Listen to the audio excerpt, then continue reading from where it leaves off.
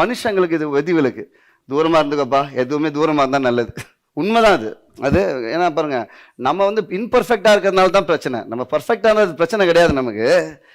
தூரம் கிட்ட சேர்ந்தாலும் நல்லா இருக்க முடியும். நம்ம கொஞ்சம் இன்பர்ஃபெக்டாக இருக்கிறதுனால ரொம்ப ஈஸிக்காதன்னுவாங்க. பிராமின் மொழிலாம் சொல்லுவாங்க, ரொம்ப ஈஸிக்காதீங்க.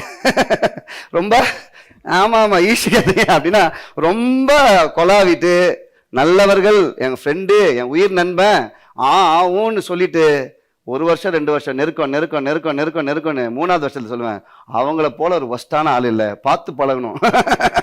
ரொம்ப நான் க்ளோஸ் ஆக ஆரம்பிக்கும் போது சொன்னேன், தே ஆர் குட் ஃபேமிலி, அவங்க good family, is a good person, is a good family அப்படின்னு சொன்னேன். நான் ரொம்ப பிராமின் மொழியில் ஈஷிக்க ஆரம்பிக்கும் போது நான் சொல்றேன், அவங்க நல்லவங்க இல்லை, கேர்ஃபுல்லா இருங்க அவங்க கிட்ட. என்ன சொல்றேன், கேர்ஃபுல்லா இருங்க அவங்க கிட்ட. ஆனா ஆண்டவர் இதற்கு விதிவிலக்கு. நீ எவ்வளவு நெருங்குறியோ அவ்வளோ சத்தமா சொல்லுவ, அவ்வளவு அதிகமா சொல்லுவ, கர்த்தர் நல்லவர், the Lord is good, the Lord is always good. எவ்வளவு நெருங்குறியோ அவ்வளவு சத்தம் அதிகமாகும், அவ்வளவு அனுபவம் அதிகமாகும், கர்த்தர் நல்லவர் என்று.